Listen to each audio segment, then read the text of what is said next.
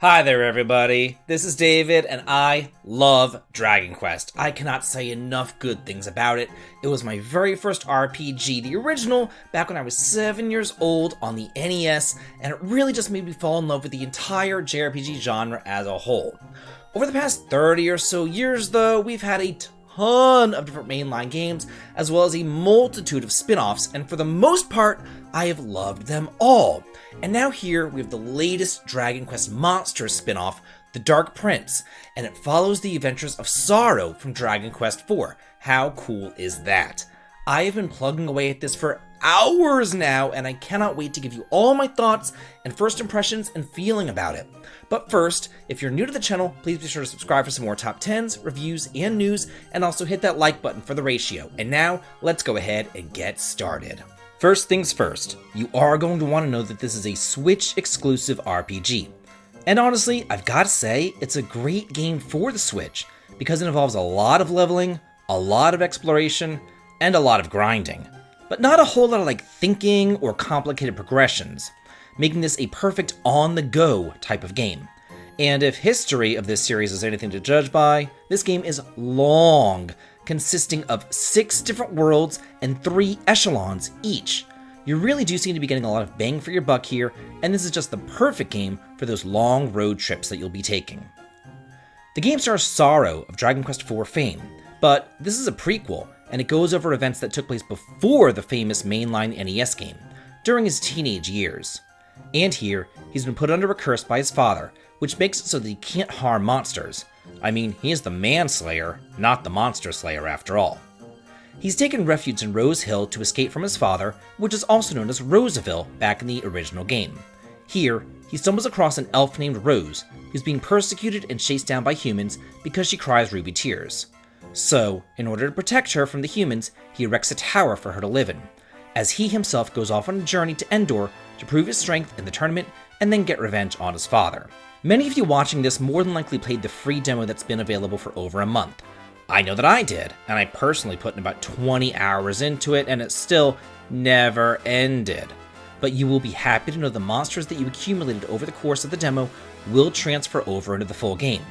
And while the demo did just kind of throw you straight into the action, with a little bit of background information as to why Sorrow was cursed, the full game provides plenty of exposition on that. And while your monsters do carry over, your progress doesn't.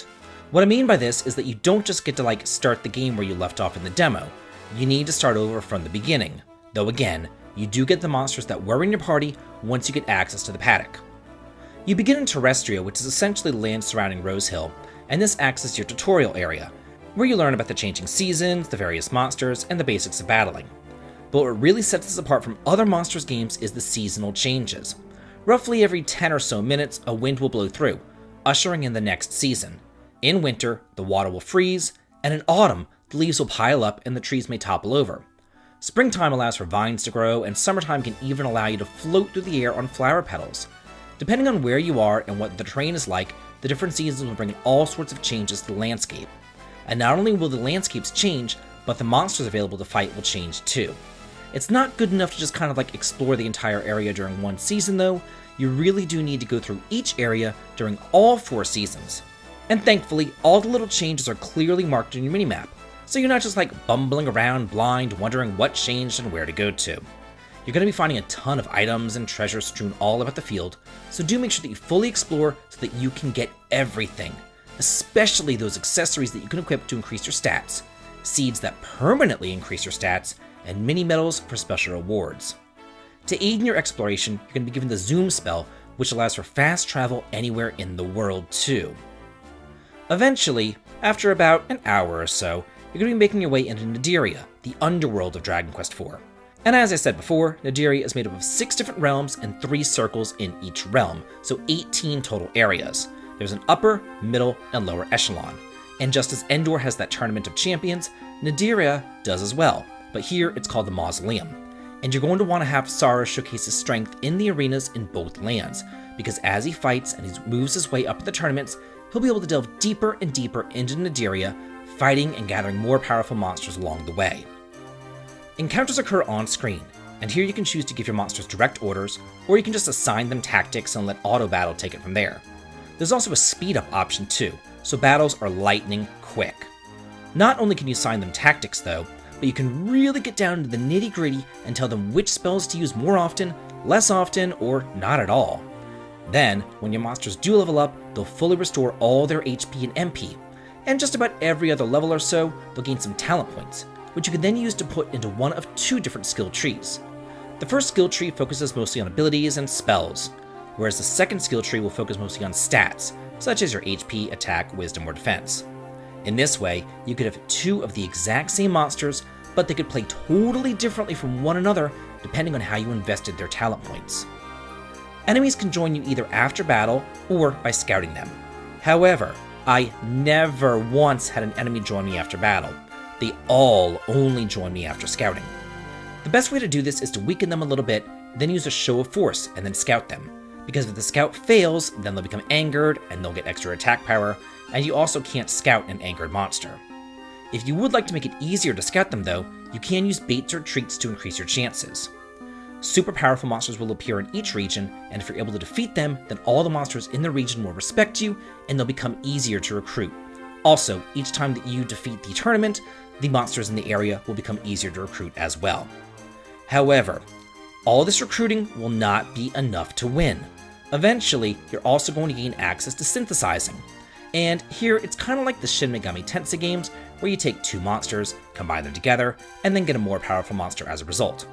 This will be the only way to really become powerful enough to take on those super monsters, and more importantly, beat the levels in the arena. Now, I will say this, if you're a fan of monster capturing, or Pokemon, or Digimon, or anything like that, you will feel right at home here. However, I do feel like there also might be some optimization issues, for lack of a better term, going on here. Each time that you move the camera, the screen just kind of seems to tear just a little bit, and I have seen some stuttering whenever you're in some of the bigger, more open fields, and I do know that this might bother some younger players, but I'll say it again. I grew up on the NES and the Game Boy. My very first RPG was the very first Dragon Warrior. I've been at this for quite a bit of time, and little minor issues like this don't bother me. But if all the bitching, whining, and moaning on Facebook is anything to go by, I guess I'm in the minority.